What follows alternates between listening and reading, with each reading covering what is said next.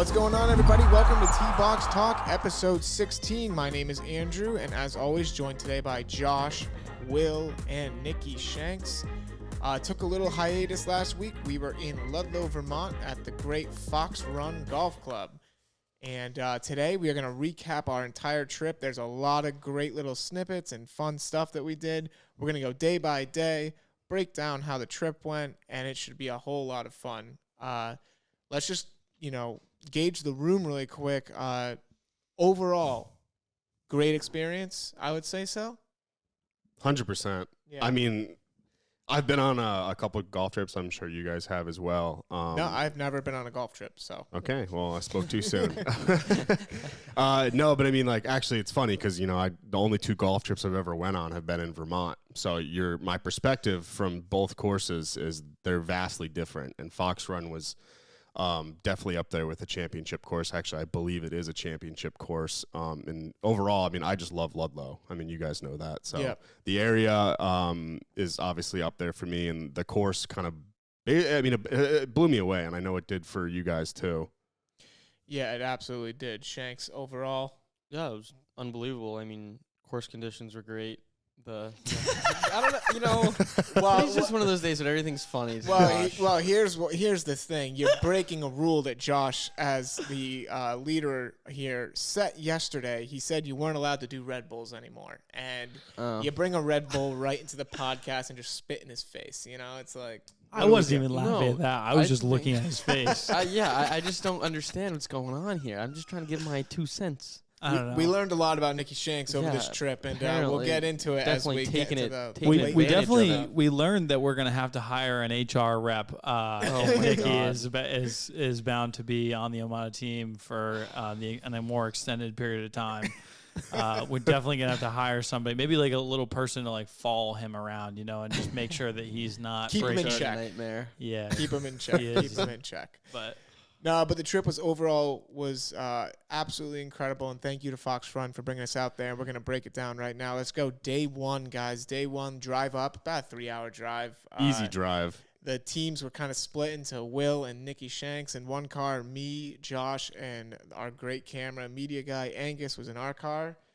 I did it the same thing on the drive home, but I put on a podcast that only I care about, and nobody else really seemed to enjoy it. So.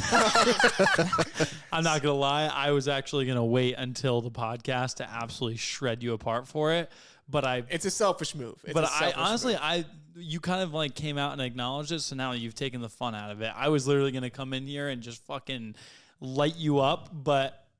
All right, it's done. It's done. He's washed his hands of the responsibility that he put on everybody. Well, I knew what I was doing in the moment, and then I ended up doing it in the drive home as well. We'll get to that later. Yeah, the best part is, didn't he do it on the way up? He did it on the way up too. I wasn't in the car, so I. No, the way home I did it. The way up, I also did it. That's what I'm talking about.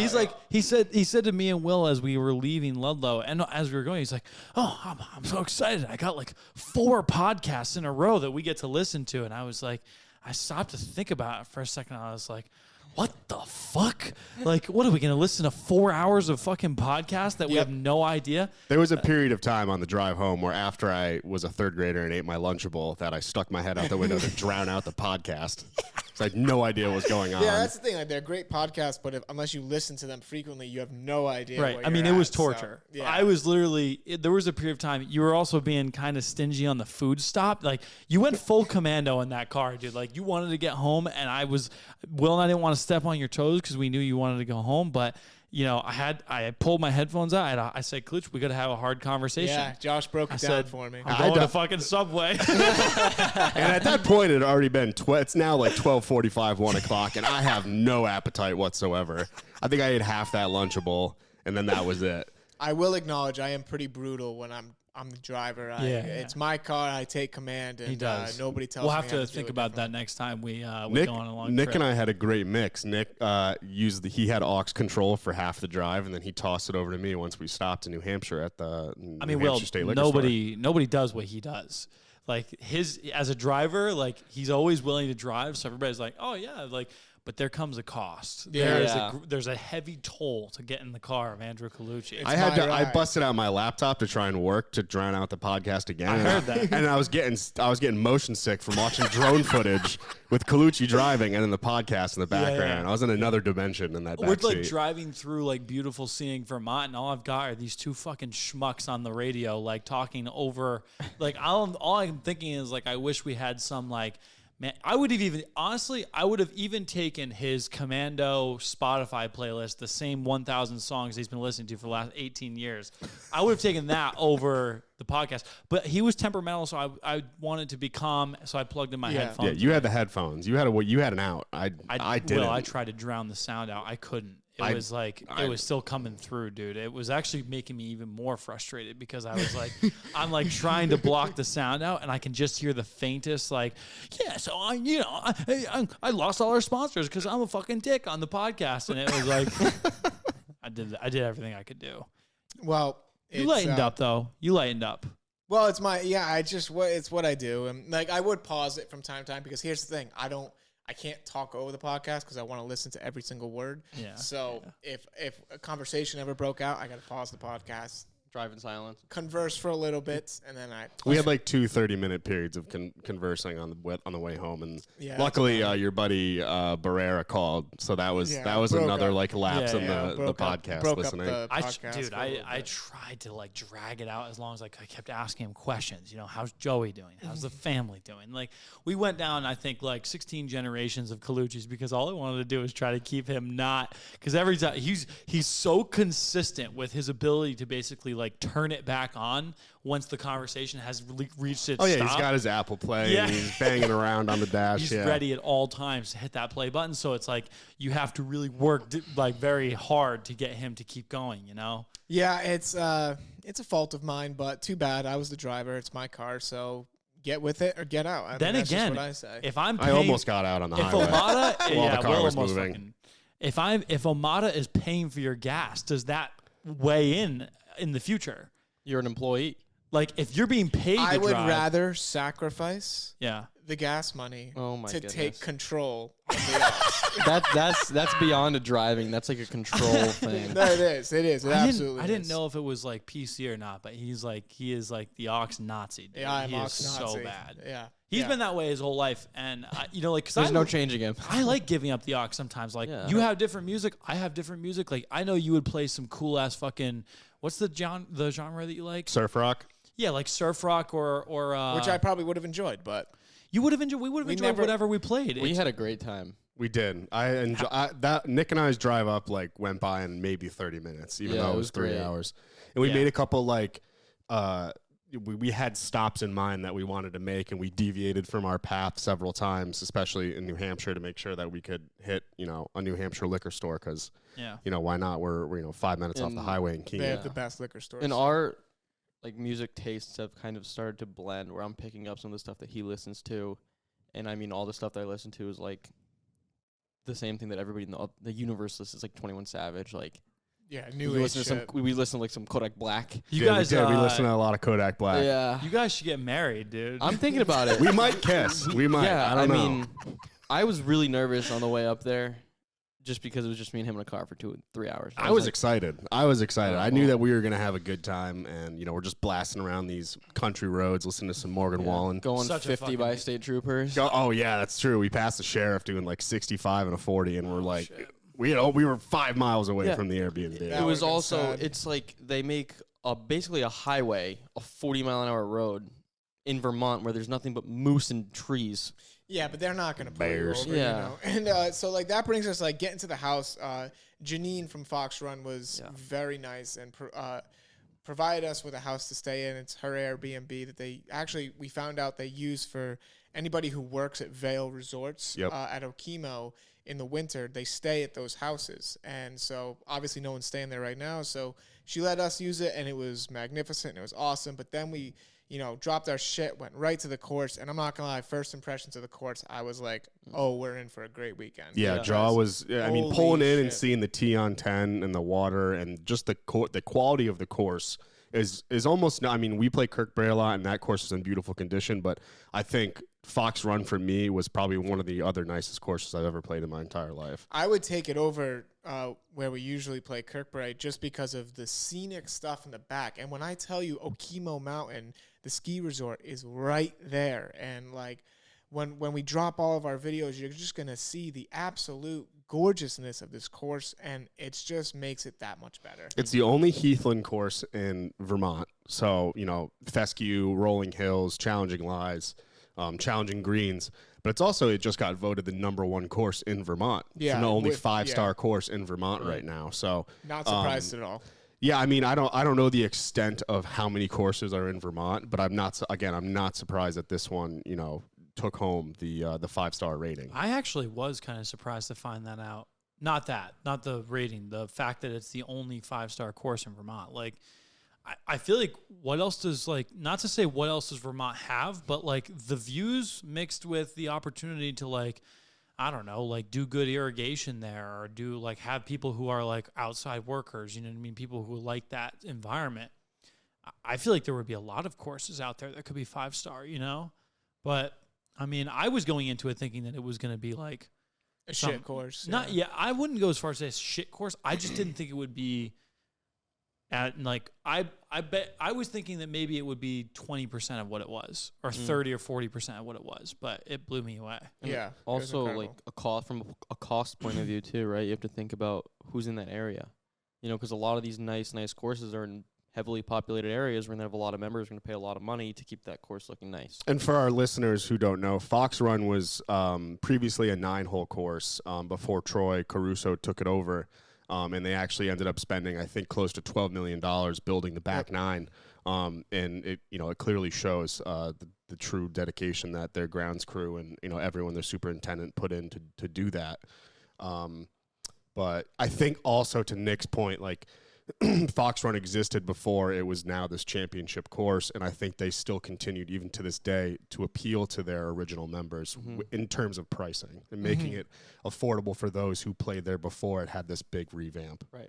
Yeah, exactly. And like one thing, like you said, grounds crew. One thing that Josh was just like perplexed about was the fact that they had guys edging the Cart paths. the cart paths, and we later learned Troy was telling us about how they're like 30% of the cart paths were covered by grass. So like, Hadn't you been make cut in 'em- like 10 years. Yeah, so to do that edging, you gain way more cart path room, and it's just those little things that we learned about the course that were so awesome, and like the dedication, like you said, of the grounds crew that goes into that course, I can't even imagine. I mean, it was incredible. It was also awesome to learn that the original superintendent of grounds or operations, whatever you call it, actually, I think it's here on the back of the card. Yeah, Jesse Sutton, the golf course superintendent, he's been there for over 20 years. So he was there for the original course as well, and Troy wanted to make sure that he kept him on. So Yeah. another cool fun fact that, you know, we learned with our conversations with Troy. Yeah, smart move. But playing that first round, we decided to do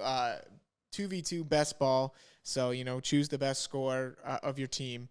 And it was me and Josh versus Shanks and Will. And I got to say, I let the team down. You dropped the ball. Well, actually, you topped the ball several times. Yes. I thought the underdogs were going to win that. I really did. I was excited too, yeah. Because I came out swinging. And I Colucci- shot so well. And Colucci had 3 strokes per 9. 3 strokes per 9 was not enough to get it done. I don't think we used a single one of my scores. I basically was playing. We didn't. I actually know for a fact we didn't.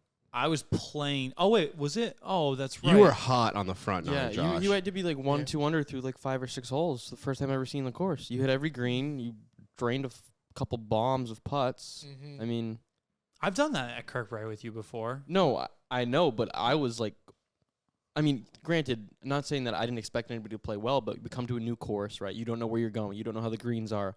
We just traveled 3 hours in the morning. No one's supposed to play well It's true. There's only one reason that I played well.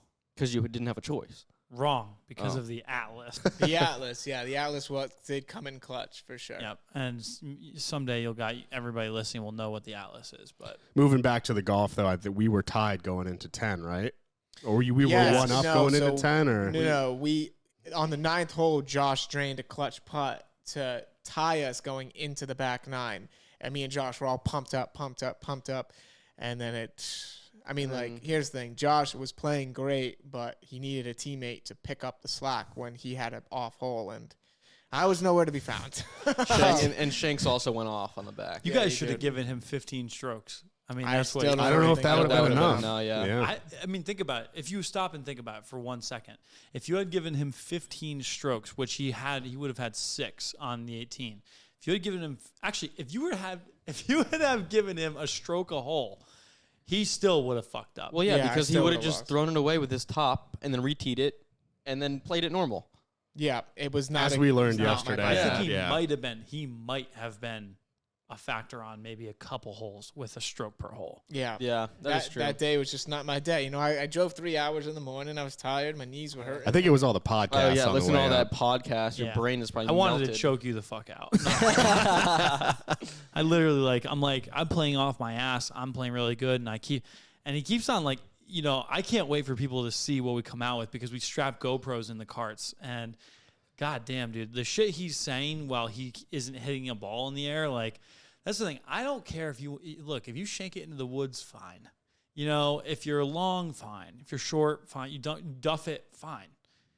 But to hit the bottom of the club on the ball, which is so hard to do. I don't even think I could physically do that right now. To the way he was doing The it. consistency was great. Yeah, he was more consistently hitting the bottom of the club than he was the front of the club. And that as look, in a scramble, okay, fine. Playing putting, playing chipping. But to do that on a best ball, on a course like in Ludlow, Vermont, 5-star championship course, I wanted to choke him out, dude. I wanted to fucking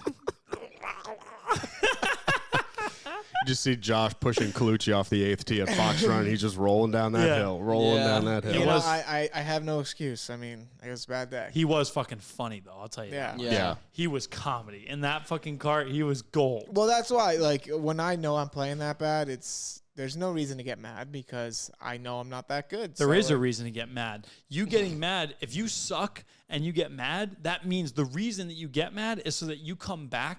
You go home or you go into the range and you figure it the fuck out. That's what's supposed to happen. Not for me. No, I just turn it into a comedy show and just have fun. My favorite part of this whole thing is Colucci will top one and then he'll be like, "Come on, Josh, just do something good." Yeah. And we're like, "Dude, Yeah.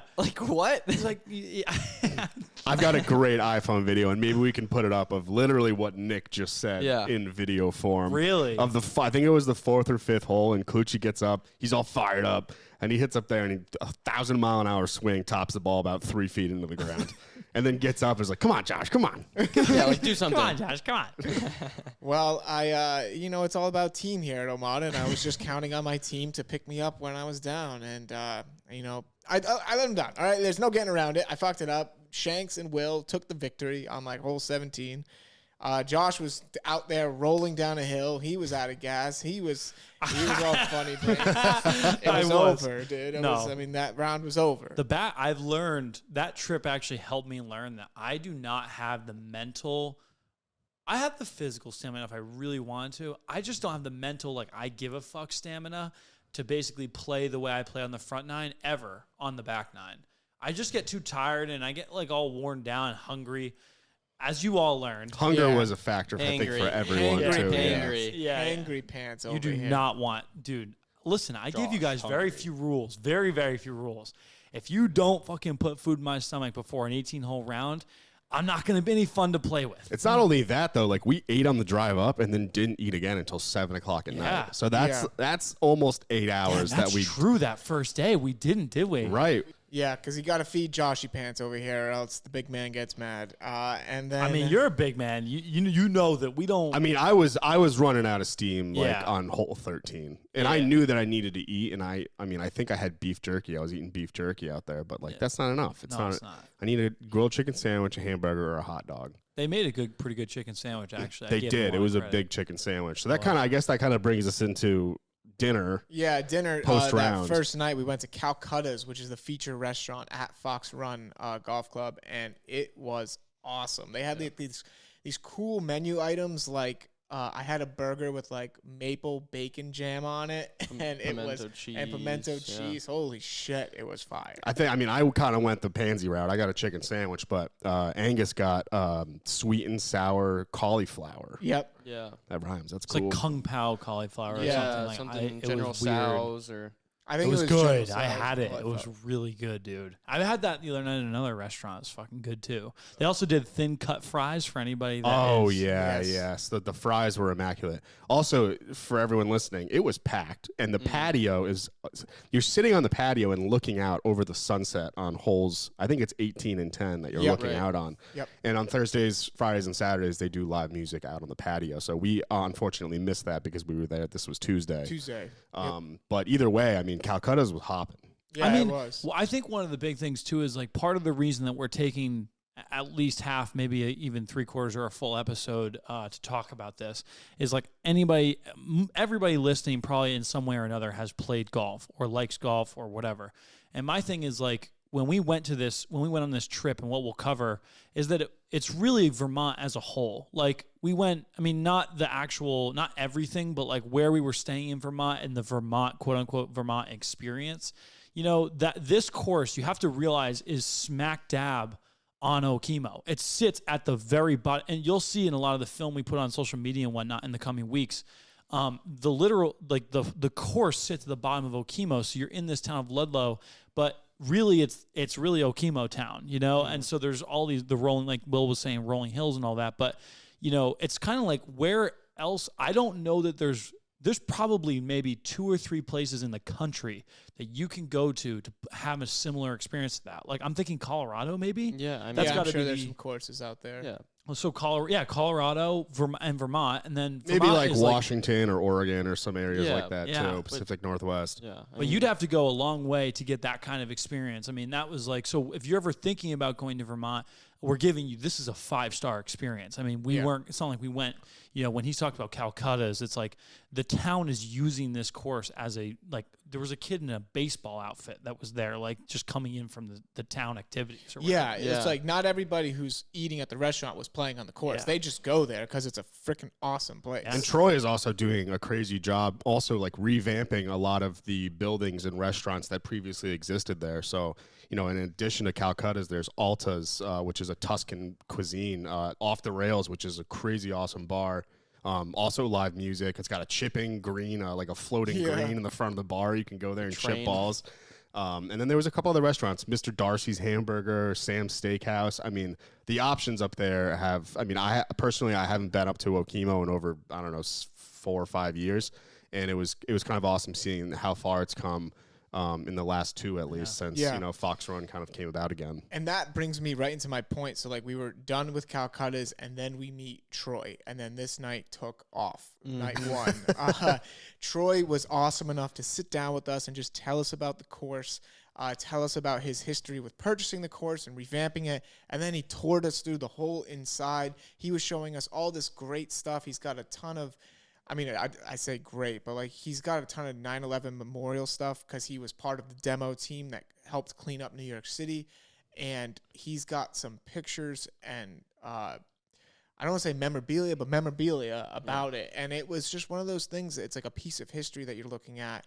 And then he was showing us all these pictures of, you know, famous sports players and everything that's come through. And it was just really great. And then he took us on the van. Well, before you skip on that, Troy had this thing which was crazy. He had a pillar. He had the tip steel, the steel beams that were built in the buildings.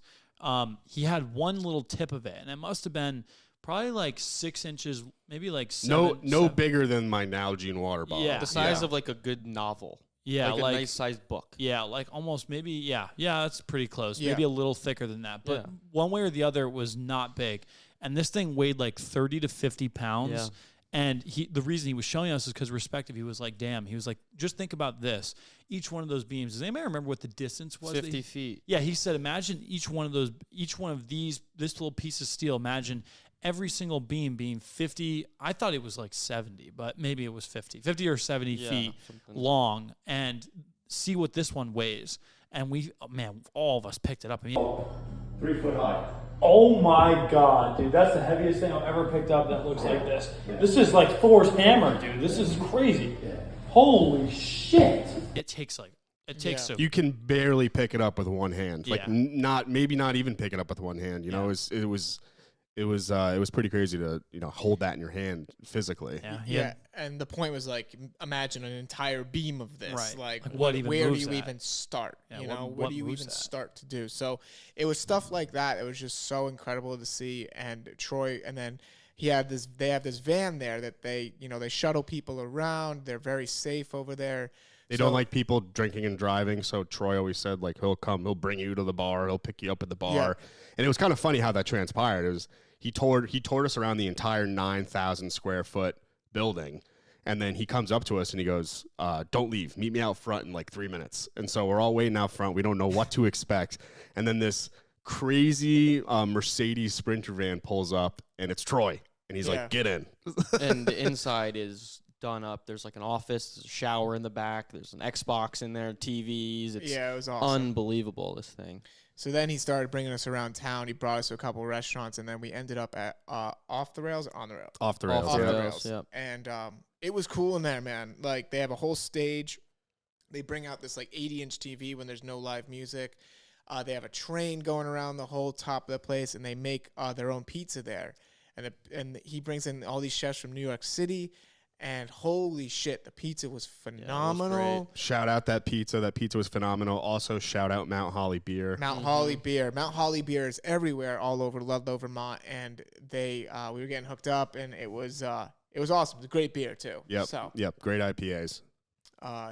So like the night just started going because like we're just going place to place, just hopping in the Sprinter van.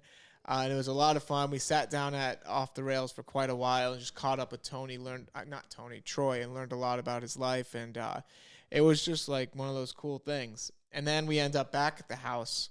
It's like around 11:30, I think. Yeah, so I think we showed up to the course around 12 p.m., didn't get back to the house till around 11 p.m. on night one. And then the Oculus came out.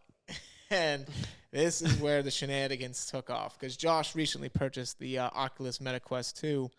And, It's actually the Meta Quest 2 now. It's Oculus Meta Quest 2. No, it's not. Oculus doesn't Round exist one, anymore. fight. I'll tell you what.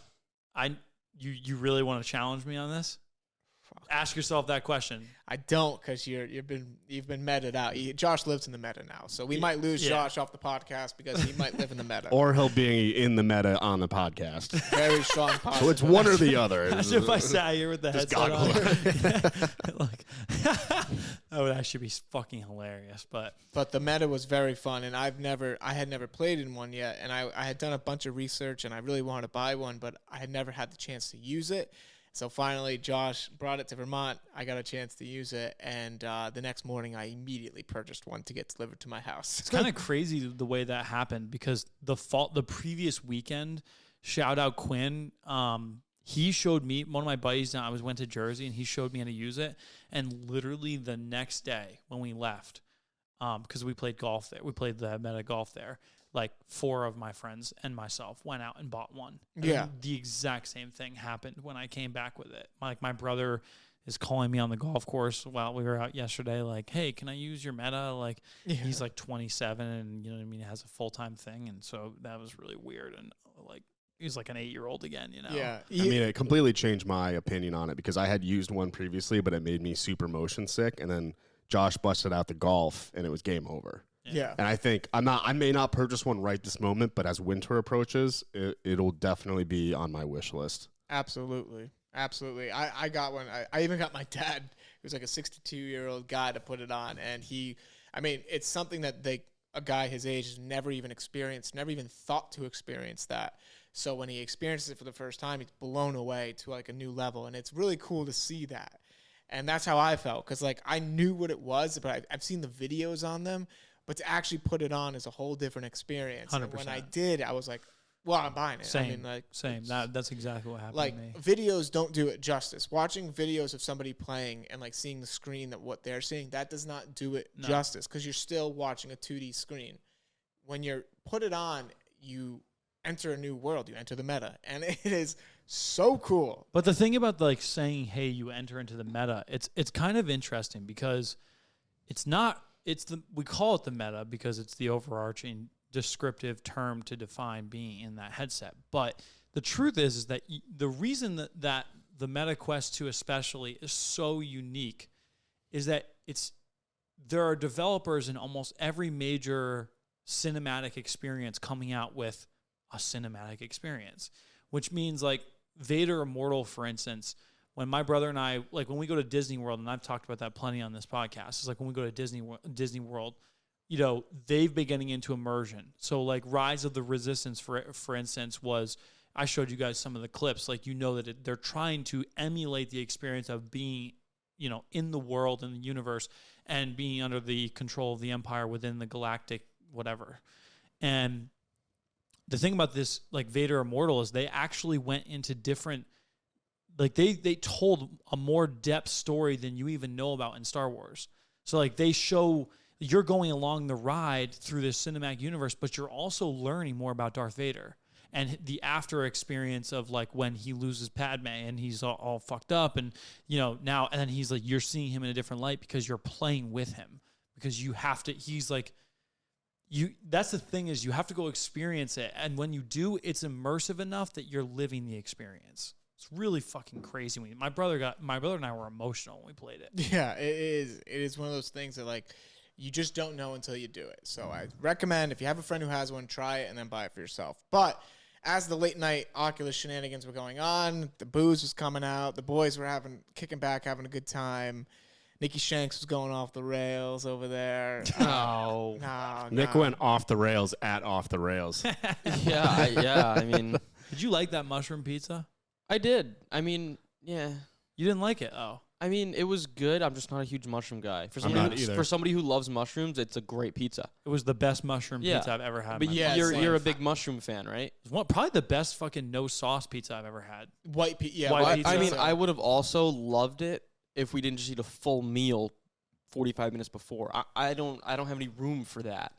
So That's I was true. like, Yeah, that's true. trying to put it in my back pocket. Yeah, Shanks played the game where you don't want to disrespect the guy who brought you there, so he had to put the plate on top of the pizza. Yeah. I mean, it's a I've been there before. classic move. I've done it. I don't know how they got the flavor out of that. It tasted like truffle.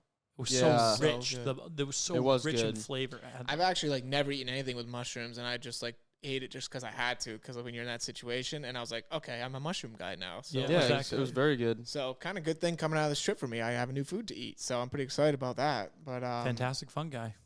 They're the neural Absolutely. network that connect us all, dude. Mushrooms are the fucking future. I'm You telling watch that Netflix? What's it called? Absolutely. Yeah, is there a whole Netflix documentary about mushrooms? Yeah, dude. I've been talking about this a lot more. It's crazy. There are mushrooms on one part of the United States and on another that communicate through a neural network. The neural network is like because think about it, when something dies and decays, what comes off of that? It's a fungi. It's when you die and mold is created off of flesh or fruit or whatever. Those are different forms of mushrooms. And so mushrooms of all different species can communicate with each other underground through different living objects. So they've literally scientifically proven that there are signals and communicational links that are being sent to and from different living objects that are connected through the earth underground. So like mushrooms are said to be medicinal. You know, they're said to be they can open your brain, so to speak, like to the world and universe. They're fucking cool, I think, and you can also eat them and nourish yourself. So mushrooms are like the power food of the future, dude. Mm-hmm. Mm-hmm. All right. So what was Power that? What is it called? It's called Fantastic Fungi. Yeah, Is that the name of the yeah. Netflix show? You I'm not- honestly, you think I sound like crazy right now? superheroes. Go Yeah, watch just watch Fantastic it. Fungi. I don't think you sound crazy right now. No, they sound like superheroes though. That's how they talk about them. They are. Yeah. A lot of people like weed, they talk about weed like that. There's a lot of people that talk about mushrooms like that. So that's enough of mushroom talk for the day. We had a problem though with the late night shenanigans. We never went food shopping, so we had zero snacks for that first night. That's true. And the boys were getting antsy. We were scavenging. Yeah, we were scavenging. biting the chairs. No, I'm kidding. But the next morning we wake up, obviously I buy the Oculus because I had to, just something I had to do. And then we get a call about an hour before our tea time for the second day to And it was Troy. And this is important to know from the previous night. We spent a lot of time with Troy, got to know Troy. He got to know us. He wanted us to come film for his charity, which is Rainbow Road. Well, it's his charity, I believe, is called ACT. Yep. But they basically were able to put, I think there was 41 or 42 kids Yes. through Rainbow Riding School Rainbow Riding. on yep. Mount Holly. Yep. And what Rainbow Riding is, and they take disabled people, wide age gap. Most of them are children at the moment, but they have the ability to cater to anybody. And they focus on people with disabilities, and they bring them in to do horse training and horse therapy, which I never even thought of. And just to see it in person and get the opportunity to film for them and make them some really cool stuff for their promotional stuff, it felt really good. Yeah, and, it you know, was we cool. spent a while there, learned a lot about the program, and it was absolutely fantastic. They're going to be doing an event in the end of August to raise more money for the foundation, because what the ACT Foundation does is provide money for the people who can't afford to send their children to the Rainbow Riding therapeutic Right. Yep. horse school. And I mean, it's something. There was 3 kids there, and it was just something fascinating that I had never even thought of, and it was heartwarming.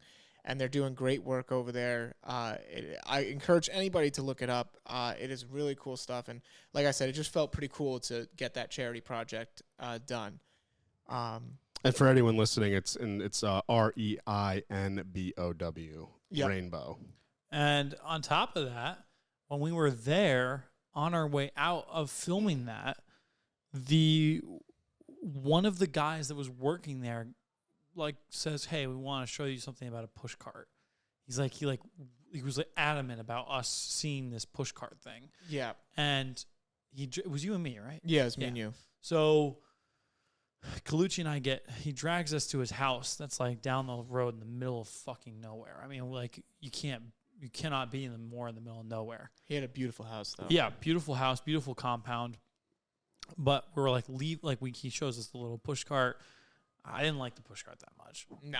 I didn't like it He at all. talked it up for quite a while, and then I saw it, and I was like, well, I this mean, was a waste of time. Yeah, but Straight to the point. And then right after we're done, he goes, "Oh, you guys want some weed?" And Colucci and I are like, "Well, we don't really smoke, but we'll sample the product. We'll get samples of the product." Well, actually, no, we didn't even do that because he wasn't offering. He's got a whole weed farm, like literally just there right in front of our faces. All legal, too. It's all under Yeah. guidelines. He can only have X amount of plants, and he abides by Vermont state law, and it was incredible. Yeah, and then he's like, "Oh, you guys want some?" He pulls out a bag with an ounce of weed, and he's like, "Here, have it. I don't even want it." Yeah. He just straight up gave us an ounce, and it was like, that was the nicest thing anybody's ever done. Yeah, I get a text message from Colucci because on our end, it was me, Nick, and Angus, and Troy accidentally took a wrong turn, so we ended up At an MLB player's house. yeah, well, we ended up 20 minutes in the wrong direction, but then we ended up at Carl Pavano's house, who played for the Mets, which I didn't know at the time. So for me, it didn't really, resonate. But moral of the story is we finally get down to where there's service because, like Josh said, we're in the middle of fucking nowhere. And it took literally getting back to Ludlow to get service on our phones again. So we're finally on the main road approaching Fox Run, and my phone dings, and it's Colucci. And he said, "Hey, I got a little treat for you. We're behind schedule." And I'm like, "No worries. We're behind schedule too." And in my head, I'm thinking, all right, Colucci's going to have probably some maple creamy, maple syrup, or some other, Vermont staple. And we show up to the course, and the guy that you guys are with comes up to me, and he goes, "Hey, I got you an ounce of weed." And I was like, "What? Where the fuck am I right now?" I was like, this guy just somehow an ounce of weed just is in my hands right now. And we're sitting I was like completely blown away. Yeah, it was just one of those things where you pinch yourself. You're like, the last 24 hours, from finishing day 1 of golf, going in the Sprinter van, going to all these restaurants, to getting to film this charity event, to getting an ounce of weed, to meeting a Mets player at their house. What is happening? It was a wild trip. And then we finally get to day 2 of golf, and we decided as a team we were going to play a 4-man scramble and take on Fox Run. And once again, I don't think we used a single one of my shots, maybe a putt here or there, but it was really fun playing a 4-man scramble just against the course. I think Nick carried the fucking team so yeah, heavy that day. the boys were I mean, running I was fucking, wiped out. Yeah, I was rolling. I remember there was a video. I don't know if we can plug it in, but there was a video of me rolling down the hill like a fucking 8-year-old. I mean, I was like all over the place, dude. I was so wiped. And you guys, I told you to eat. I forced them all to like let me go get some food before the round. And like within like 5 holes, apparently, you can correct me if I'm wrong, but Nick was fucking bitching about being hungry. Yeah, I'm like, God, I And love Snickers offered, right now. Yeah, I told them all. I was like, hey, why don't you guys come get some food with me? Yeah. Will to his point didn't complain at all. I think he was a little tired. I think he didn't have any energy throughout the whole day. But the little bar, he had the bars that day. No, I mean I had breakfast because shout out Java Baba's Ludlow, Vermont. We were able to just get some breakfast both mornings. That was fire. After that again, it was just this huge gap in time where you're not thinking about eating because we're just go. And, for luck's sake, we actually ended up running into the cart girl several times, and we were able to get Shanks some. knew her. Yeah, shout out Jesse. She started tracking us down that day. Yeah, dude, we started like every 3 holes. Yeah, I was like, I couldn't. It was awesome. And I wasn't even like, I think I bought maybe a couple drinks off her, but I think, having her, I mean, I think I ate a couple trail mix bars, and that was key to lasting the rest of that 18 holes. Because it was a grind. We're not only exhausted from traveling and playing and being up late, but, not eating. So. Yeah, it was the cart girl was great that day. And then we shot 11 under, and then we met these 2 kids, and we've been wanting to do this idea where we're like, we interact with random people on the course, challenge them to some cool stuff. And we met these 2 kids, and we challenged them to just hit a fairway. And it could not have come out any better. So keep your eyes out for that video. And because Josh has been wanting to do this idea, and we see these 2 kids, it's like, oh, perfect opportunity. We do it, and these kids were cool as hell. One of them worked to the course too. Yeah. Everett and Jeb, shout out you guys if you ever hear this. And it was awesome. You're gonna have to watch the video when it comes out to see if they succeeded in the competition. But it was really cool. Just like, again, I'm just harping on the fact that people here were just awesome. And so day 2, we shoot 11 under. Could have probably done a little better than that. I think 11 was a pretty respectable score. It was a hard ass course. I mean, by the end of 15 holes, I mean, it was like 2 of us getting out, hitting a couple shots. Yeah, we I did think not. a I lot- mean, a lot of if we people really gave up. wanted to, we probably could have gotten to like that 13, 14, 15 number. I mean, if we had played one day of golf, we would have been fresh and Right. we would have crushed that course. Yeah. I think we would have gone there, shot 15 like minimum. But I think I highly recommend if like you're ever out with buddies, if you've golfed already that weekend, maybe do a 4-man versus the course scramble. Like that was so fun. Like it it is just fun. because it takes the pressure off, and you don't have to get frustrated with hitting out of the woods. You can always hit a great shot. Like it's just a lot of fun, and I was really excited that we did. It also was team oriented. Yeah, team oriented for Love sure. doing things like I hate one of the reasons why one of the reasons why I don't like to play oftentimes for score is because like we wouldn't be here right now if I wasn't one of the most competitive people that you'll ever meet. Like I don't take it's hard for me to go out and like have a fun round if we're competing for some type of sum of money or something like that. Like if it's like, oh, closest to the pin, $10, fine. But like I'm still going to be competitive about it. But like if you go out for a full round of me, it just gets way more serious. Like I don't fuck around. I want to win, and I want to win because if you're going to put me in a competitive situation, like it's just like my nature. That's just how I am. And so the scramble allows us to be competitive, but also to enjoy it and to like do it with each other instead of against each other. You know? Yeah. Right. So yeah, that was fun. It was a whole lot of fun. But yeah, like Nick was saying, towards the end of the day, the boys were getting tired, and we kind of got goofy out there. There's a really funny video of like just a full-on dance party broke out. Dance party. Yeah. Nick and Will had the We moves. got the moves, baby. We were shaking. I that don't know. cart It's all either around. moves or a seizure as well. One or the other. And then just to finish up the day, I think it's important that we mention this, that the best golf shot I think ever hit on a golf course was missed on the 100-foot putt, and Colucci thinks it's a big joke. Oh, nice shot. Oh, that's crazy. Well, maybe you should factor in the fact that you guys were on the green, we were up in the carts, we were far away, and you took like 10 shots at it, and you finally hit it, and you're all freaking out like. He probably, realistically, he probably took probably less than 10. probably three, I think, Yeah. on the third try. But you have to realize he was 100 feet away from the pin. Easy. And he went probably, Probably 30 feet of break. Yeah, Yeah, like, it was a 2-tiered green. It was a 2-tier green. That was one of the greatest ins I've ever seen in my life. I don't care if he took 3. I mean, yeah, we had Mo, Curly, and Larry in front of us anyways. We weren't going anywhere. Yeah, so the might as second day well. was definitely pretty slow. Yeah. Hey, Of course. Colucci, you missed it. He just hit a 100-foot putt. Wow. Wow, that's great. Yeah, that's what we got. crazy. Yeah. That's Wow. crazy, man. That's I- crazy. I literally was gut laughing Yeah. when Colucci said that. Yeah. I completely lost it because all I'm thinking about is one more hole and I got food in my mouth. Yeah. And Colucci bust that out of nowhere, and I just completely. It was like, just like I had starvation laughter.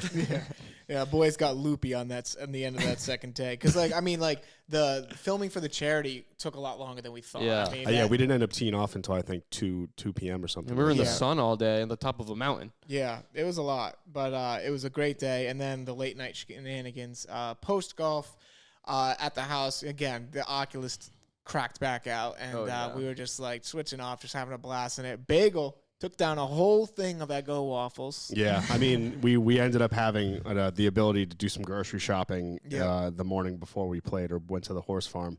And my full 8-year-old kicked in, and I saw Eggo waffles, and I was like, "I'm taking those."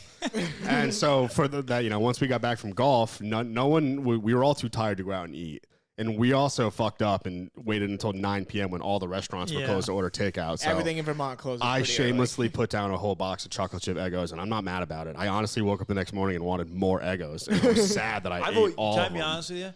I've always wanted to do what you did, but I've never had the courage To eat 8 Eggo waffles. to buy a fucking box of Eggo waffles and just No butter. No butter. no just- butter. No, yeah, I don't just need no syrup. I dry. don't even need the syrup. I just like take a box of Eggos and just say I'm committed to eating this whole entire box. Well, I bought no other food. Nick was like, "Oh, these Twizzlers are good," so I bought Twizzlers and Eggo waffles, which was the stupidest move ever. I should have got like some lunch meat. I think you guys did. You, The Yeah, Twi- no. the you were a bit Twizzlers- smarter than me. I mean, I but- definitely won out on what I bought. Yeah, the because I had I was great. Although I will say, like, the one question I had while you were eating those waffles is like, how many? If you were on a dead start, like starvation, how many Eggo waffles do you It think always you could comes eat? back to this question. 16. I could easily eat 2 boxes, 16 waffles. That's it? I mean, I was not. I mean, I was starving, but that's it. That's a lot. Is that how many 16? Those are calories is full that? size That'll Eggos. clog your gut. Yeah, that's probably like Yeah, no, it easily would. like 1,500 to 2,000 calories. So 2 boxes easily. I think, I think way more, more than than that. Yeah, I You Here think we think so? go. we could be talking Well, 3,000. regardless, I don't want to get hung up on Eggos because now I'm just gonna want Eggos. I want to get hung up on. Nah, but I mean, Shanks was talking about these fucking Twizzlers, and I'm not gonna lie, they sucked. Like, What? Dude, fuck no, they were great. They were No, awesome. The stuffed Twizzlers are so. I hated them. I absolutely. You hated also, he didn't have the lemon one. You just eating the cherry one. He had one bite of the cherry one and gave up on They us. were also much better cold, and that was another recommendation from Shanks. You okay, agree? Okay, I'm a big fan of cold candy. They were way so- better cold. They were like really mushy when they were warm, and I actually ended up just eating like half of one, and I threw them in the fridge. All right, let's see here. What were we looking for? The Calorie the box of count, calorie Eggos. What's the count. calorie count? I'll go into day 3 as you're looking up. Yeah, those let's go into day numbers. 3. So We're, day 3, this is when we were done with golf, and so Josh really wanted to, go experience Ludlow. We also shout out Janine too. I don't think we gave her enough credit. She hooked us up at the house, and she also told us she gave us an extra day, but they actually were offering the house for the whole weekend if we wanted to stay. Yeah. Obviously, a bunch of us had to get back for other Prior occasions, commitments but and yeah, stuff, prior yeah. commitments. But so yeah, we had Colucci. Sorry to interrupt. We had an off day on Thursday. Yeah, and Will actually put together a list before we ever went on the trip. Will's a big planner. He plans everything out, which I love. And so he had a whole list of stuff that we could do. Not like we have to do this, this, this in this order, but he was like, hey, here's what we have available to us. What do you want to do? And so we picked out a few things. And we started with the roller coaster at Okemo, which is like a mountain coaster, one of those things that you like control the speed on.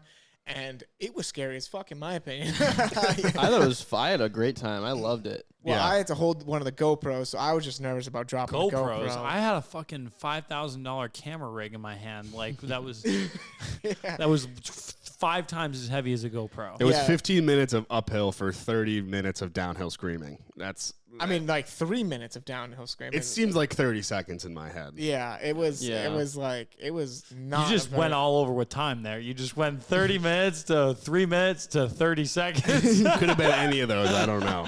Something with a 3. Yeah. But it was fun. Will was cramping up on the coast there. I was laughing so hard I got cramps Yeah. on both sides of my body. Did that make it not fun for you, or? No, I fought through it like a champion, and the only thing I had to do is I had to keep switching my hands with the GoPro because I had like cramp on my left side and then cramp on my right side, so I had to like switch the GoPros, and when I did that, it slowed me down. So I was a little upset about that. So there was like 2 points on the roller Did you coaster. fully bomb the hill? Every other, and besides the points that I had to switch hands with the GoPro, I was no brakes, all gas. Yeah, I was pulling the brake lever quite a bit because I was scared. I'm I'm a scaredy cat. I'm not a scaredy cat. I just didn't, in my head, for whatever reason, I was like, you know what happened? Actually, I'll tell you.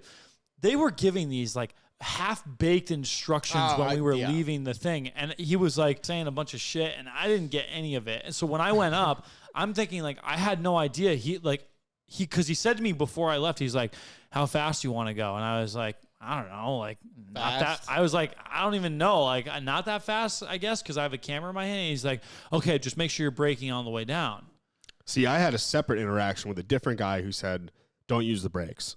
He's like, he said, they're not going to come off. It's not going to come off the rails. Make sure your seatbelt's buckled. Don't bother using the brakes. If he had said it to me, I would have done it. He physically said to me, you're going to fly. He's like, don't use the brakes. I want to go back actually at some point in my life just to make sure that I get to do that again with no brakes because that was actually wild. It was fast. They say 25 miles an hour, but when you're riding it with no brakes, it feels like 50 miles an hour. Yeah, it's fast. And you're going like through trees and stuff, and it's like I caught a bug to the forehead. At one. Yeah. I got one to like the throat. Yeah. But you're fucking high. Oh, You're like 30, 40 feet off the ground in some points. Yeah. When you're like when you're getting coaster. pulled up too, like all I was thinking when we were getting pulled up, like it's like straight up. Yeah, it was if we high. were gonna go back down that way, I was walking down the rest of the mountain. Like that's just what it was. I actually think wouldn't it have been cool if there literally was just like you go all the way up and then you just go straight down the whole mountain, just like 70 miles an hour down. I think that would be pretty sick. That would be wild. It'd be But sick I think until you don't stop. the fun part of it is the turns, though. Like the twists. And Oh no, turns. yeah, 100%. But Maybe there should be a separate ride Yeah, that separate just goes ride. up and then turns around and just Okemo, plummet. the Okemo like Summit or something Summit, like that. yeah, like yeah. that. That'd be sick. But then that brings us to the high intensity part of our trip. We decided to dislodge of Okemo and take the chairlift up. You get in it's like a 6-man bubble lift. You go all the way to the top of you can go to the summit of the mountain. You go to the tippy top of Okemo. And we were all pretty excited about that. Nope, the weather was great. It was. So we thought we were, in good shape. From the top of the mountain, we get a few great shots. And then we decide, against my will, because I started to realize that I was kind of scared of heights here.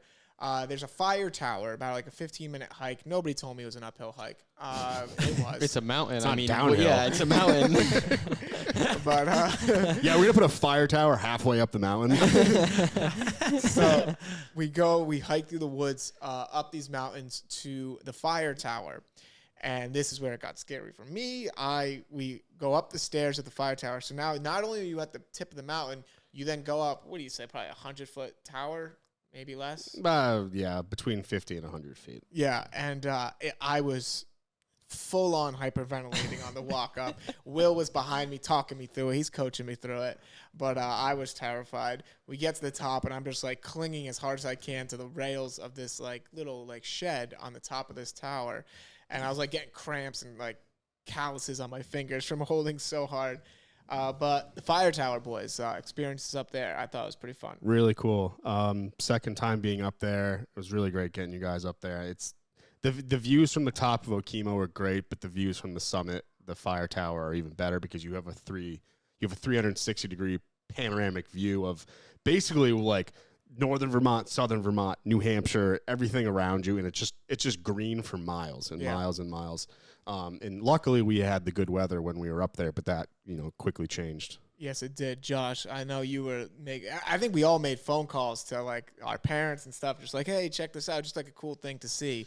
Your thoughts from the top of the fire tower? I mean, my thing is the whole point of the trip is to bring people along with the journey, alongside the journey with us. Mm-hmm. So when we got to the top of the tower and you can just see all of Vermont basically in one view. And you're right, because even if you're at the top of Okemo, it's not 360. You can only see like basically where Fox Run is down at the bottom of the mountain. So that top of the fire tower. Also, I've been on towers before that like wobble and like go back and forth. Like even the one we did in North Charlotte, Carolina. yeah. Yeah.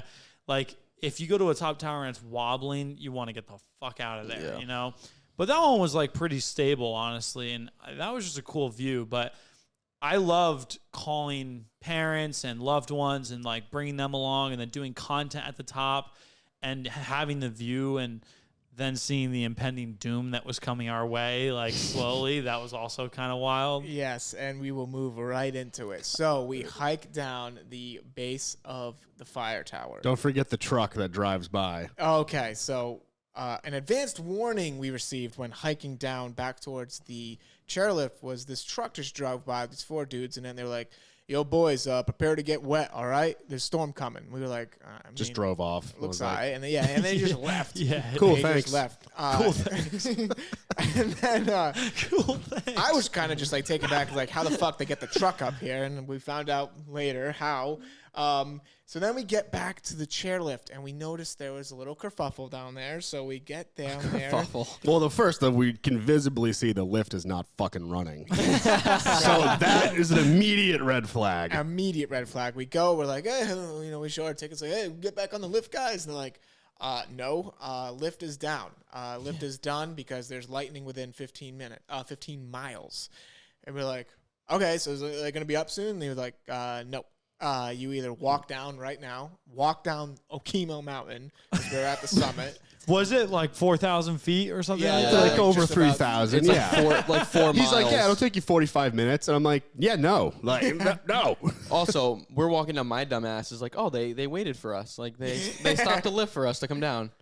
Nope. Why, Nick? That's not right, man. Like, And then he gives us the alternative opportunity. He was like, you boys can wait over there. There'll be some transport for you. And we figured, like, a van, a truck, something like that. She's like, okay, well, we're not hiking down the mountain because, A, we don't know. I mean, Will probably, us 3 probably could have followed the trails because we've skied there a bunch. I'll get it eaten. But, Well, not only that, but like we're carrying 2 $5,000 cameras. None of us are wearing adequate hiking gear, even if it was like the most, the best Beautiful conditions day, in the yeah. world. And also, we've been told invisibly we can look in the fucking sky and see a massive storm coming our way. So we're presented with the option of wait for transport and stick out the storm at the top. Also, they wouldn't open the Summit Lodge for us, which was a little frustrating annoying. because A little. How about absolutely fucking ridiculous, Okemo, you idiots, dude. They were left us stranded outside in the middle of a fucking storm. yeah, so we're stranded outside. So it's either sit out the storm at the top, wait for transport, or hike down and probably fall and slip and roll all the way down to the bottom and break every bone in my body. yes, because we would have. And then so we decide to wait for transport. We wait right outside the lodge, which was perfectly good. If they had just unlocked the door, we could have sat in there I could have sat in there all night. 2 hours. Wait till the could've- storm's I over. Could have could've- sat in there for the next 2 weeks, dude. I could have fucking slept in there. But no, they were like, yep, you can't go Man, inside. you're talking about a massive like food court restaurant, like they had Bathrooms, I had eaten a everything. chicken sandwich there like 3 hours, like maybe 2 hours before. It was delicious. It was what did I give it? A 7 out of 10? Nah, It was like 6 point something. 6.9 maybe 6.9 Yeah. I think. Yeah, the Still sauce good. should have been a 7.4 because the sauce was it was homemade. I found out after the fact. And we are Homemade just Chipotle mayo. yeah, it was fucking straying good. off task here. No, but it's all right because It's important information. Josh's, It is good. It is true. chicken sandwich. From guy. now on, I'm following in the footsteps of the once late great Prez, and I'm going to be doing my own chicken sandwich reviews because What do you late I'm the great? fucking- Yeah, he's he's still not he's still dead. eating pizza. is that not is that I say Late that great wrong? means dead. Does it really? Yes. Oh, I thought I meant like ongoingly, like he's No, like like- he's been around for a Carry long on time. tradition. I'm carrying on the fucking tradition. I'm Yeah. Wait. I you just fucked want that to. up for me. I want to introduce you to my late great friend, and he's like standing right next to you. But anyways, Josh Sorry. was loving the chicken sando there with the house-made Chipotle mayo, which Josh was a very big fan I'm the of. chicken guy. So we know what's on the inside of this lodge, and we have no access to it. We're sitting with thousands of dollars worth of camera equipment, and we're sitting under this little roof. Angus and Josh set up this really cool GoPro time lapse. GoPro time lapse to catch the storm coming in. I'll clip it in right here. It was incredible. And then the storm hit. And it really came in. Yeah. It hit. And this roof that we were under wasn't a roof. We were just under the, An awning. the It was like an overhang, awning, yeah. like an overhang. And the camera equipment starts to get wet. We are getting drenched because it's just like Raining coming sideways. It's coming through the gutters and just like falling right onto us. Not only that, but the wind is blowing the Right. rain into us. So we're looking at 1 to 2% coverage. Yeah, and like there's thunder and lightning. It went from really sunny on the fire tower to like pure hell. And we were like sitting there like, wait, we're really like, what the fuck are we gonna do? Yep. And then all of a sudden, Lefty, what was his name? Yeah, Lefty. Lefty comes out of nowhere. With his helmet on. Yeah, with his helmet on. I was like, It is a sheet wall of rain. yes. And he's like, boys, we got to go now. And Some guy, and you gotta picture it. Like we're on this overpass. We're the last people on the mountain. yep. And this guy just comes. We're like, it's actually getting dark soon too, like Yeah. low key. And this fucking guy just runs out of nowhere. He's got a hard hat on or something, like some helmet that he's got on. He's in rain gear. He's in pouring rain. And he's basically like, he runs over and starts making these crazy statements. Like he's like, we gotta get you off the mountain. Like, and I'm sitting there like, I was like, listen, Lefty, I can't do it. Like I got all this camera equipment. He's like, I was like, what kind of vehicle you got? He goes, oh, I got a 4x4. And me and Josh think 4x4 means I think quad. everyone was thinking I was that. like Well, we this. had seen, truthfully told, like if you told me 4x4 outside of that, I would have thought UTV. But the thing is that we had only seen up to that point a quad going Right. down the mountain. Oh, you're right. You're That is right. So like true. our thing is like when he said 4x4, like I think I'm going to be holding on to him for dear life. yeah. Yeah. So I'm like, listen, man, I can't. I actually had a panic attack a little bit because I'm thinking like I was about to stay on that mountain alone. Like Yeah. I was really like, We if you wouldn't have guys, let you done well, not that. alone, but like I mean, like with or without their help, I was like Yeah. I was gonna wait for the storm to pass because he's telling me, hey, we got to get you off the mountain. And I'm thinking, like, if I take a quad ride down right now, and this can't, he like came back around with a cardboard box with no tape on it, like it's That like was just soaked. open, and and then it gets, I put it on the table to put the camera gear in. In that time alone, it gets completely soaked, and there's no tape holding it together, so it falls out on me as we're walking away. But I'm thinking, if I have to go in a quad with this, like, I'm gonna lose my camera equipment, like Yeah. it's gone. Yeah, and he 100%. kept saying that. He kept saying, well, the camera's replaceable. You guys aren't.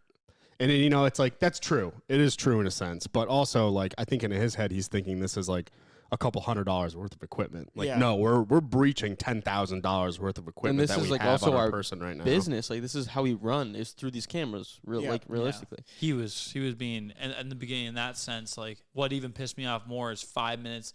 Like 5 minutes later, the storm passed. We weren't even in the rain when we were Yeah. going down the mountain. I mean, it wasn't even bad. Yeah, but so anyways, Lefty convinces us to get. Once we saw the UTV, we're like, oh, it's a fucking UTV, not a quad. And then so we were like, okay. So we sprint through the pouring rain. Josh and Will popped the tops off as well. we took To Pop wrap the tops camera. off. We did. We that was a good one. That was yeah, pretty funny. We went full shirtless down the mountain on It this went, UTV so that our shirts could just add another layer of soggy protection to the cameras. Yeah. But Josh, I see him running with the box, and the bottom of the box is just giving out because it's soaking wet, wasn't taped. And like the camera's about to drop. Josh is like fumbling with the cameras, hands it to Nikki Shanks inside the UTV. Me and Josh hop in the front. Lefty hooks us up with some helmets, and we just this is when we find out about Mountain Road, which is just an actual road that goes up and down Okemo. And we just drove down the mountain. Yeah, and it's like it's funny because like we get in the car, we're ready to go. We're like everyone's like, let's get down this mountain, and then he's like, oh wait, you guys got to put helmets on. So he's divvying out helmets in the middle of this storm, and we're trying to figure out how to buckle the helmets. And then we get like 5 more feet down the trail, and he's like, oh wait, you guys got to buckle up too. So then we stop again, and then everyone's got to figure out how to buckle up. Yeah. No one can see anything. Oh yeah. What gets me too is like so when he pulled up, he was pulled up towards like the ski trail. So we would be like going all the way down, and like I'm like, oh god. And he just like slowly turns it around to like the nice paved road. It was a paved road. and I'm like, Yeah. wow, this is great. What's even worse, you know what really pisses me off with that whole situation is when they initially told us you can walk down the mountain, they didn't tell us about the road. Yeah, I No, would they have walked down the didn't. road. So I'm thinking like when they told us, hey, you can go down the mountain or wait for a transport, and then we see quads going up and down. Like they were going down the literal trail Yeah, on the the ski mountain, trail. like the ski trail. And I'm thinking to myself, like when after the fact, Like, where did you want us to walk down in the fucking pouring rain? Like, Yeah. down the dirt, mud-filled ski trail with ticks and you know, like, you're talking about the type of elevations that mountain sits on, like those hills are. We would have slipped and We could have slid down the whole we could have way. if we caught a muddy section. I You mean, hit your head, you're dead. we could have. That's where we could have been. It could have been dangerous. And that's kind of where like I got frustrated because it was like they kept talking about Lefty kept talking about like how it's a liability that we're up here, but isn't it a bigger liability that you just told us to walk down the mountain in a bigger in the middle of a massive storm versus either sending the transport right away or just putting us in the Summit Lodge until the storm's over? I think Will, to your point, I think the reason he was saying that is because I think he knew that us being stuck on that mountain in the first place without immediate transport, being told to walk down the mountain, I think that he knew that they were basically At fault. At fault. Yeah. If anything that happened to us from that point forward, we were at fault. And us denying their help on the mountain, like us saying, "Hey, got this camera equipment, can't come," whatever. Like that's them basically saying like it's on you. You know what I mean? So. But like if I don't tell you that it's life threatening and you're still here and blah blah blah, it's possible that they could have 100% been negligent to the circumstances and held accountable for whatever happened to us. Because if they made us walk down the mountain, I mean, and one of us seriously got injured or all of us got injured, I mean, they're fucking 1,000% liable. There's a place, a sheltered kitchen at the top of that mountain that is. So perfectly they're suitable. Closing. Yeah, that's been there. I'm sure it can handle a little rain, Yeah. Oh yeah. But again, all of this is being said because when they said walk down the mountain, we thought just go down the ski trails. Yeah. We didn't know about this road. Yeah, there was no clarification How would you? or anything. How would Right. we have known? Because honestly, like last time I hiked down Okemo, guess what I did? I walked down Upper and Lower Chief, which is like one of the main trails you see off the Is summit. that green or blue? It's a blue, yeah. It's a Really? black. Right down It's a below. black that turns into a blue. Really? Yeah. How was that? Walking down. Yeah, is that hard? I feel like walking down is harder than walking up because it's so bad for your knees. I mean, walking downhill, running downhill in general is not good for It's your a joints. long way. Yeah. Yeah. So, and there was, I mean, like I told you guys, like it probably took me an hour and a half to walk down when I did the last time. Yeah. So 45 minutes when I heard that, I'm like, I don't think that's that accurate. But Yeah, Yeah, but in the middle of a fucking torrential downpour storm with lightning and thunder. yeah, so throughout all the commotion, we were all pretty like high energy, like, what the fuck. But Lefty turned out to be a freaking awesome dude. Yeah. And like moral of the story, yeah. Lefty like on the drive down, like again, the weather the first like 5 minutes of the drive, I don't know how he was even seeing the road because he didn't have windshield wipers on his UTV. So like I don't even know how he was seeing the road and driving. I think he was just doing it off memory, to be honest with you. But And it just got really quiet. I was just like, so where you from? yeah. And he's But He like, was cooking. He was going He was pretty fast. moving. But then we were talking to him, and he was telling us about all these really cool spots in Vermont and like his experience working on the mountain for like 20 years. He said something like 16 generations of his family have worked at Okemo, and he was a wicked cool dude. I don't even remember what his actual name was. Corey. Corey. He ended yeah. up just he said asked for Lefty, but Lefty was cool. He took us down that mud pit, Yeah, that mud part of the mountain too. That was fun. That was actually so scary. That was. yeah, it was. Like low key, like we in the video, it looks like we're on flat ground, dude. We were on a fucking steep hill in the middle of a mud pit. And that thing was sliding for a Yeah. good It was period. sliding. he Yeah. wasn't even hitting the gas. He was just like holding onto the steering wheel and making us go. And it was cool. But it was like once we got back to the house and we were soaking wet and miserable, but we were so happy that it sounds stupid, but like we were happy that happened because that's an experience of a lifetime right there. Yeah, We it were is. safe. The camera equipment was fine. We were fine. We were fine. Yeah. And it's just one of those, like, immediately when you get back and you're safe, you're like, oh, that's a story of a lifetime right there. The only regret I have is that I'll probably say this till the fucking day I die, is that we didn't have The did run. not. Yeah, we didn't record Lefties like telling us, "Hey, basically, fuck your $10,000 of equipment, Yeah. and get your asses in the UTV right now." And Yeah. us That was, running out I of mean, rain. in hindsight, that was like the most intense part, and I don't think anyone was thinking about let's get this on film I know. right Yeah. now. I was thinking about not dying. Yeah, Shanks was a little scared up there. Yeah, I'm not gonna. I was shaking in my boots, man. Bear country got me. I'll God, tell you dude, that. isn't that weird though? Like if you were filming like a dangerous documentary, like something that's more serious, like you have to be programmed to live through the camera and the Yeah. viewer's eye. Like you almost have to put your safety second to getting filmed. Getting you know? shot. That Yeah, gives yeah. me like a lot more credit. Like granted, there are all these shows, what's real, what's not, whatever. People can say whatever they want. Regardless of, if you're in these situations, like even like at-home videos that they have on YouTube that go crazy viral, like the last thing I was thinking about, no offense to anybody or the camera work, was like holding a camera and getting a shot at that point. I'm like... Yeah, because you've never done it before. Yeah, You don't work in travel. That's that why is we also would true. not be hiring you to be our camera guy. You're fired again. Yeah. If if All you right, had guys. a GoPro just sitting in your hand the whole time, like Right. that's the thing. Like from here on out, too. Like that was also our first time ever doing that Right. type of trip. So like, you know, it is what it is. But like, you always have that GoPro sitting there because it's 360 view. I mean, you can hold that down low and just have it rolling. Yeah. And just keep it rolling the whole time. If not for video, even just audio. Just the audio That's of him. exactly right. Like, even just Yeah. the audio of him being like, yo, we got to go. Like, life and death. It was like, he was talking life and death. I'm still trying to struggle where to find out where we would have died. I think we only would have died if we tried to walk down the I mountain. think in their mind, it was not an option for us to stay in that place on the top of the mountain. I just don't think that they were even thinking that's possible. Like they were in their brains, they were thinking like, Just get 'em off. There's only one way that they're going out of here today. It's on foot or in a UTV. Yeah. Because they're not taking the lift. They're not staying in that place. And so the alternative, whatever happens from here on out is the consequences will be from the UTV or the fucking, you know. Yeah. But you know what's funny? If we had not gotten on the UTV, like we said, the weather did clear up, but then like 20 minutes later, another huge storm surge came through. And they have a very strict rule of 15 miles where the storm, they'll shut the lift down. For 30 minutes. For 30 minutes. There was no every lift. lightning strike, Yeah, so so basically there was the a lift's whole not going to nother run for the storm. rest of the day. We were not taking a lift out of there. No, we never were getting back on that lift. God. But that was a story of a lifetime. Yeah. And we're going to have a full video coming out going from step to step. It's going to be incredible.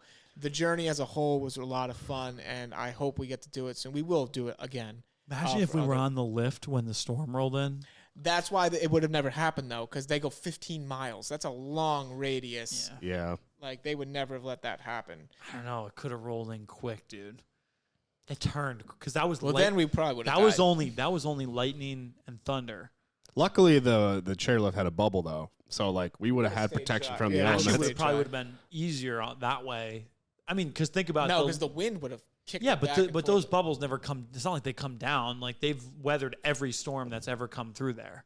I would have gotten sick probably. with that. I would have had a major panic attack. Yeah, because if I like, was stuck in that fucking bubble in the middle of like 50 feet up in the air in the middle of the storm with grass and rocks below. Because like on a chairlift, whenever you're skiing, you always ask the question like, oh, if I jumped, I think I'd be all right because I landed in the snow or something. But like to just drop into rocks and ravines. Yeah, and you're right. grass, You're I fucking mean, dead. There's no surviving that. So Damn, I never thought about that when I was on it. yeah.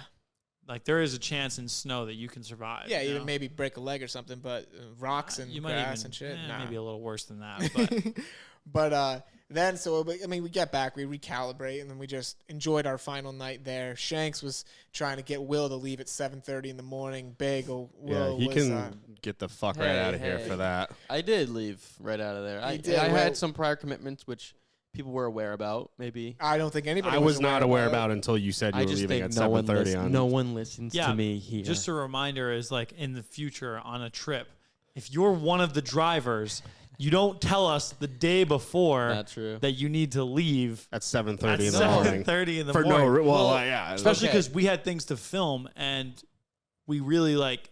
Well, I mean, no, it wasn't that big a deal. No, Just like yeah. you got to tell people about that Well, shit. yeah, because then we had to so shuffle that the was cards the thing. up. So originally we were going the one night or 2 nights originally. So we were going to be back Thursday.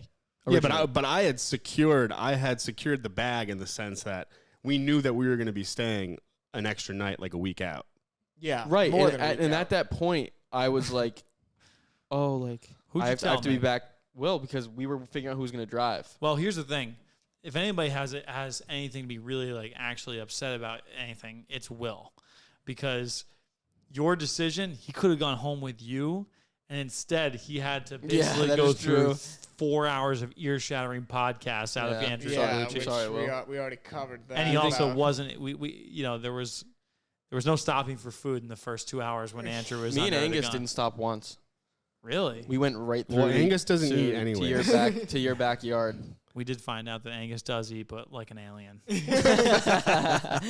Well, Lots of I'm donuts. sorry. Yeah, he'll kill like a whole box of only pork fried rice from Chinese places. Like that's like what he'll eat, or he'll have 6 donuts in one sitting. 6 donuts, a box of 6 Boston cream 6 donuts. Really, Yeah. We got to get Angus on the pod to Yeah, we talk do. about his Defend his- His himself. experience, Jeez. yeah. But Angus did an unbelievable Yeah. job filming, and all this footage is going to be coming out soon. Make sure you're following along OMADA Golf on YouTube and following along T-Box Talk Pod on Instagram and TikTok. Follow the OMADA Golf Instagram page. There's going to be we're sitting on so much footage from Fox Run, and we're going to put a lot of work into it to make it the best it can possibly be. To bring everybody along with us, because that's the whole point of this. When this episode comes out, check our Instagram, because I think at that point we might have our first kind of video from this trip coming out. Yeah, and so we're all really excited about how the footage is going to come out. And again, a huge thank you to Troy LaRusso and Janine Caruso and Janine for getting this whole thing set up for us to attend Fox Run in Ludlow, Vermont. It was a trip for a lifetime, one for now, but I think we're going to be doing a lot more of this soon, because we found out how to do it, and we can do it. And I just can't wait for what the future holds. We're going to be doing a lot of stuff like this. We're going to bring everybody along with us on the journey, and that's what it's all about. So thank you so much for listening to T-Box Talk, episode 16, our trip to Fox Run recap. Have a wonderful day. Follow along on all social media. Tell your friends. Rate, subscribe. Give us some feedback. Thank you so much, and everybody have a wonderful weekend. We'll see you in the next one.